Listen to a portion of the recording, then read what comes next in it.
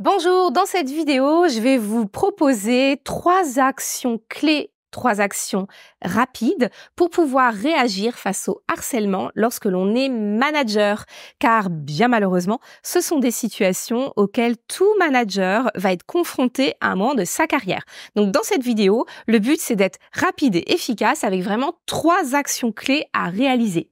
Je m'appelle Nolwenn Bernat-Chassolan, je suis coach en leadership, consultante en management depuis 15 ans. J'accompagne des dirigeants, des top managers, des comités de direction à déployer un management professionnel rapide et efficace. J'ai créé une méthode en 8 étapes pour vous permettre de très rapidement progresser et éprouver un vrai bien-être dans votre management. N'hésitez pas à réaliser le test en cliquant sur le lien en description, ce qui vous permettra d'avoir un autodiagnostic sur votre profil de leadership. Alors c'est parti, quelles sont les 3 actions clés à réaliser lorsque vous êtes confronté à une situation de harcèlement en tant que manager? Eh bien, première action, c'est la réaction rapide. Si vous constatez qu'il y a une difficulté, ne prenez pas trop de temps à l'observer avant de vous dire qu'il faut agir. Plus vous attendez, plus la situation risque de se dégrader, c'est-à-dire qu'elle va s'accroître en intensité et votre réaction sera d'autant plus désagréable qu'il va falloir passer très rapidement à quelque chose d'un peu sévère et structuré, alors que si vous intervenez au début, vous pourrez avoir une action graduée qui au départ ne sera pas forcément trop désagréable à appliquer pour vous. Donc vraiment, ne laissez pas pourrir la situation. Par ailleurs, si vous laissez les choses se dégrader, eh bien, les souffrances vont être de plus en plus profondes, donc plus difficiles à résoudre, et aussi, ça va s'enquister. C'est-à-dire que les rapports de force, les dynamiques de groupe qui se sont mises en place, eh bien, elles vont s'installer dans quelque chose de négatif, et du coup, c'est beaucoup plus difficile à déloger une fois que c'est trop installé. Donc vraiment, la réaction rapide compte. Comment faire? Convoquer les parties prenantes, les personnes que vous avez identifiées comme étant à la fois en difficulté ou que vous suspectez de mettre en difficulté, accueillez-les en toute neutralité, l'objectif étant d'écouter et de recueillir de l'information, car vous pouvez avoir un point de vue un peu biaisé, un point de vue trompeur sur la situation.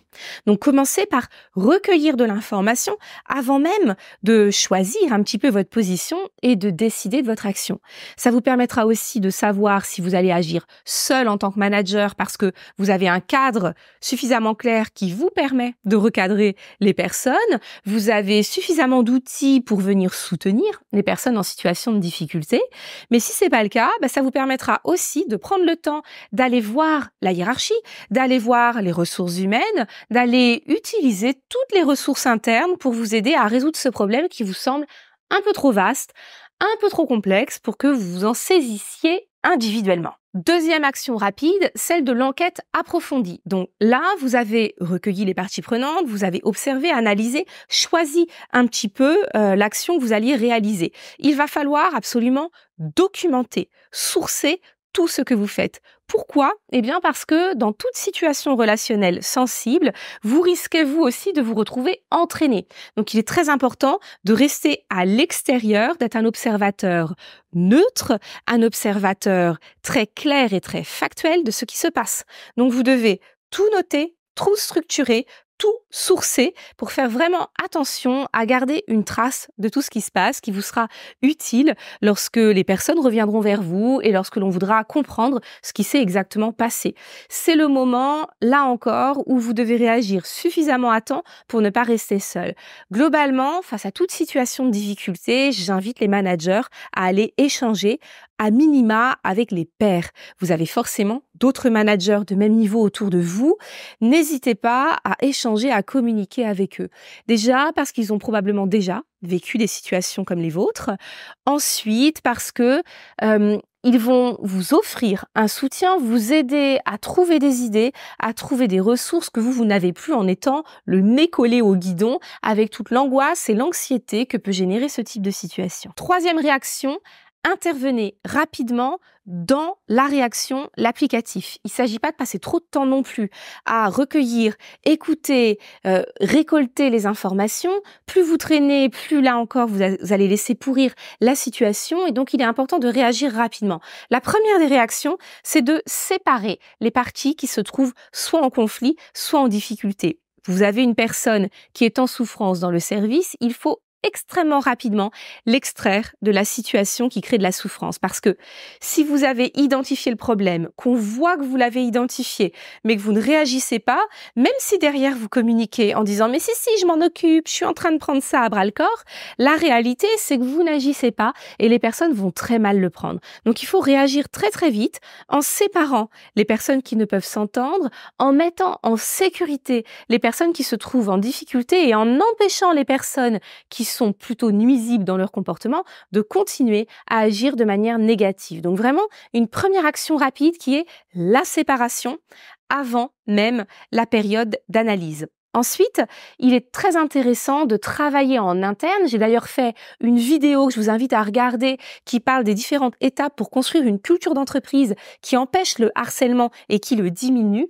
C'est vraiment intéressant de vous saisir de toute situation difficile pour réfléchir à votre cadre managérial, à vos méthodes qui vont permettre d'empêcher ces situations-là d'exister ou de perdurer. Pour cela, vous devez avoir certaines ripostes, certaines manières de réagir qui ont été envisagées en interne. Au premier degré, qu'est-ce que vous réalisez? À minima, ça va être un recadrage et une prise en charge sous forme d'apprentissage, de formation, de médiation qui vont permettre aux personnes de mieux fonctionner. Ensuite, ça peut être éventuellement certaines sanctions si on constate des comportements inacceptables qui ont été recadrés à plusieurs reprises mais qui n'ont pas été suivis d'effets positifs. Enfin, vous pouvez être amené à devoir vous séparer de personnes qui viennent semer la zizanie. Enfin, vous pouvez être amené à vous séparer de personnes qui viennent vraiment créer des problèmes en interne dans vos équipes et faire chuter l'efficacité et le bien-être de celles-ci.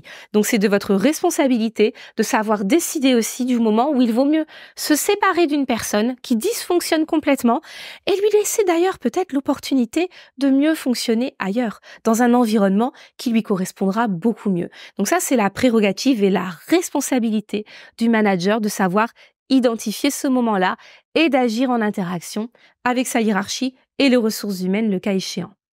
Merci beaucoup d'avoir écouté cette vidéo jusqu'au bout. Si elle vous a plu, n'oubliez pas de liker, c'est très important, ça permet à ma chaîne de se développer et à mon travail d'être valorisé. N'hésitez pas non plus à laisser des commentaires, c'est toujours intéressant pour moi de pouvoir interagir avec vous. À très bientôt dans mes prochaines vidéos.